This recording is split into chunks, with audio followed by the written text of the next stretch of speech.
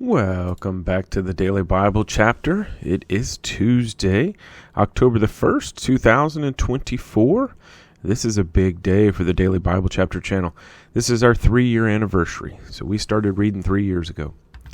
Today we're reading Ephesians chapter 2, and the heading for Ephesians chapter 2, By Grace Through Faith. And you he made alive, who were dead in trespasses and sins, in which you once walked according to the course of this world, according to the prince of the power of the air, the spirit who now works in the sons of disobedience, among whom also we all once conducted ourselves in the lusts of our flesh, fulfilling the desires of the flesh and of the mind, and were by nature children of wrath, just as the others. But God, who is rich in mercy, because of his great love with which he loved us, even when we were dead in trespasses, made us alive together with Christ. By grace you have been saved, and raised us up together, and made us sit together in the heavenly places in Christ Jesus, that in the ages to come he might show the exceeding riches of his grace in his kindness toward us in Christ Jesus.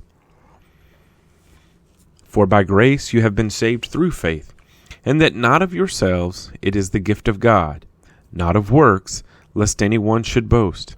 For we are his workmanship, created in Christ Jesus for good works, which God prepared beforehand that we should walk in them.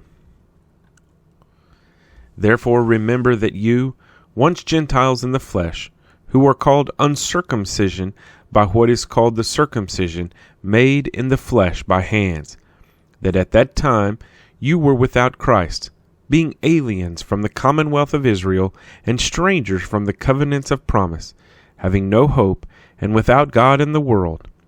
But now in Christ Jesus, you who once were far off have been brought near by the blood of Christ. For he himself is our peace, who has made both one and has broken down the middle wall of separation, having abolished in his flesh the enmity, that is, the law of commandments contained in ordinances, so as to create in himself one new man from the two, thus making peace, and that he might reconcile them both to God in one body through the cross, thereby putting to death the enmity. And he came and preached peace to you who were afar off, and to those who were near. For through him we both have access by one Spirit to the Father.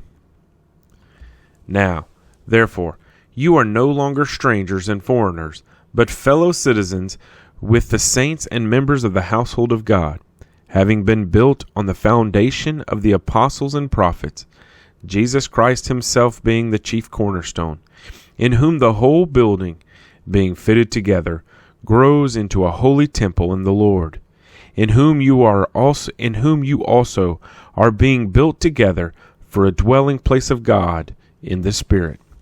Ephesians chapter 2.